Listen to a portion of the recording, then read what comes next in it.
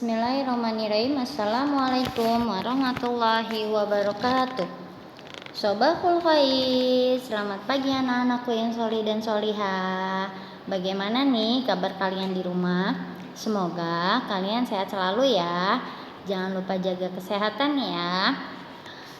Hari ini Ustadzah akan mengajarkan kalian pelajaran akidah. Mohon disiapkan bukunya ya. Pelajaran akidah yang ke-7. Judulnya Mukmin dan Kafir. Sebelum kita masuk materi, Ustadzah akan mengasih tugas yang pertama, yaitu siapkan buku paket akidah dan pensilnya. Yang kedua, simak video pembelajaran ini sampai selesai ya. Yang ketiga, garis bawahi materi penting yang ada di video ini. Nah, makanya kenapa Ustadzah minta kalian menyiapkan buku paketnya, agar kalian bisa belajar mendengarkan video ini sambil menggarisbawahi materi-materi penting yang ada di buku. Yang ada di video sudah Ustadzah tebalkan dan Ustadzah garis bawahi. Nanti kalian tinggal ikuti aja ya. Oke, kita akan masuk ke materi pembelajarannya. Yang pertama, penggolongan manusia, ada di halaman 72. Allah adalah pencipta alam semesta. Oleh karena itu, Allah disebut Al-Khaliq. Allah juga menciptakan jin, manusia, hewan, dan tumbuhan. Tujuannya adalah untuk menyembah Allah saja. Jadi Allah menciptakan jin manusia itu tujuannya cuma satu, agar jin dan manusia menyembah Allah saja, bukan menyembah yang lain. Sebagaimana firman Allah dalam Al-Quran yang artinya, dan aku tidak menciptakan jin dan manusia melainkan supaya mereka mengabdi kepadaku. Nah, itu ada di Al-Quran surat Az-Zariyat ayat 56. Dari banyaknya manusia di dunia, mereka menjadi 3 kelompok. Yang pertama adalah mukmin, yang kedua kafir, dan yang ketiga adalah munafik. Apa sih mukmin, kafir, dan munafik itu? Oke, kita lanjut ke video berikutnya ya. Yang pertama adalah pengertian mukmin. Mukmin adalah orang yang yakin adanya Allah dan membenarkan apa yang datang dari Rasulnya, Rasul Allah ya. Orang mukmin tidak pernah ragu dengan adanya Allah. Balasan bagi orang yang beriman di dunia atau orang mukmin di dunia. Yang pertama diberi pertolongan.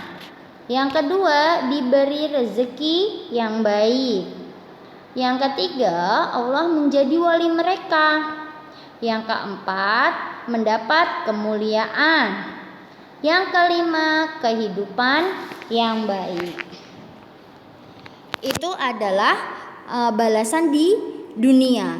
Sedangkan balasan di akhirat, mereka akan dimasukkan ke surga Firdaus, sebagaimana yang terdapat di firman Allah surat Al-Kahfi ayat 107, yang artinya sesungguhnya orang-orang yang beriman dan beramal soleh, bagi mereka adalah surga Firdaus menjadi tempat tinggal mereka.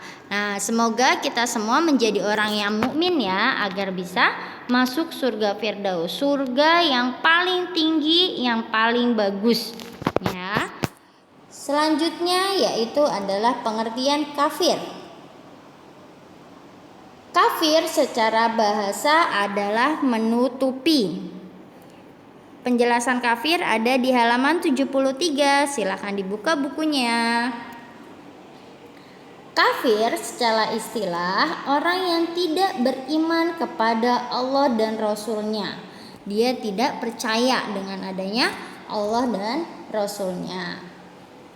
Orang kafir menyembah patung, berhala, atau orang yang agamanya selain Islam. Ya, itu adalah orang kafir. Allah berfirman dalam Quran surat Al-Baqarah ayat 7 yang artinya Allah telah mengunci mata hati dan pendengaran mereka dan penglihatan mereka ditutup. Dan bagi mereka siksa yang amat berat. Nah, ini adalah penjelasan bagi orang kafir. Apa sih yang dimaksud dari mengunci hati dan pendengaran? Nah, yang dimaksud mengunci hati dan pendengaran adalah orang yang tidak dapat menerima petunjuk dari Allah walaupun sudah diperingatkan. Nah, itu penjelasan dari mengunci hati dan pendengaran. Kalau penjelasan mata mereka yang ditutup adalah mereka tidak dapat memperhatikan dan memahami ayat-ayat Al-Quran yang mereka dengar dan tidak mengambil pelajaran dari tanda-tanda kebesaran Allah di permukaan bumi. Nah, itu jadi mata mereka ditutup dari semua kebesaran Allah. Ya, Allah punya banyak kebesaran tapi mereka tidak melihatnya. Nah, itu adalah penjelasan dari kafir. Nah, balasan bagi orang kafir apa? Kalau balasan bagi orang yang mukmin tadi mendapat tempat di surga Firdaus. Tapi kalau balasan orang kafir yaitu siksaan di neraka Jahanam. Selanjutnya adalah munafik. Nah, penjelasan munafik ada di halaman 74. Silakan dibuka ya bukunya. Munafik adalah orang yang menampakkan keimanannya padahal hatinya kafir dan mendustakan. Orang munafik itu berbahaya. Kenapa sih bahayanya? Karena di luarnya dia mengaku orang yang beriman, mengaku orang Islam, padahal ia benci dengan orang Islam. Munafik itu dibagi menjadi dua. Yang pertama munafik i'tiqadi atau keyakinannya munafik. Yang kedua munafik amali, yaitu perbuatannya. Ya, perbuatannya dia seperti orang yang munafik ya. Terus perbedaannya apa sih antara munafik i'tiqadi dan munafik amali? Kalau munafik i'tiqadi mengeluarkan manusia itu dari Islam karena keyakinannya, dia yakinnya itu dengan agama lain atau kepercayaan yang lain, tetapi dia masih melakukan perbuatan-perbuatan orang mukmin. Jadi orang lain itu menilai dia itu masih orang mukmin, tapi keyakinan di hatinya dia, kepercayaan di hatinya dia sudah bukan Islam lagi. Ya, nah itu adalah munafik i'tiqadi. Kalau munafik amali, dia masih Islam, tapi perbuatannya dia tidak Islam, ya. Nah, ciri-ciri orang munafik. Nih, yang pertama, bila berkata dia berdusta atau berbohong. Kalau ngomong itu dia selalu bohong. Nah, itu namanya orang munafik. Kalau dipercaya dia berkhianat. Misalkan kalian dikasih kepercayaan tapi kalian tidak amanah. Nah, itu namanya orang munafik juga. Bila berjanji ia mengingkari. Dia punya janji sama orang lain tapi dia gak pernah tepatin, gak pernah sesuai dengan waktunya. Nah, itu namanya orang munafik. Apa sih balasan bagi orang munafik? Nah, balasan bagi orang munafik i'tiqadi yang sudah keluar dari Islam, berarti keyakinannya sudah tidak ada ya, adalah di dasar neraka yang paling dalam. Nah, lebih berat dari orang kafir. Kalau tadi orang kafir mendapat siksaan di neraka jahanam, tapi kalau orang munafik itu paling dasarnya neraka. Nah, paling bawahnya neraka. Seperti dalam firman Allah ada di Al-Qur'an surat An-Nisa ayat 145, yang artinya sesungguhnya orang-orang munafik itu ditempatkan pada tingkatan yang paling bawah dari neraka. Nah, itu penjelasan orang-orang munafik ya.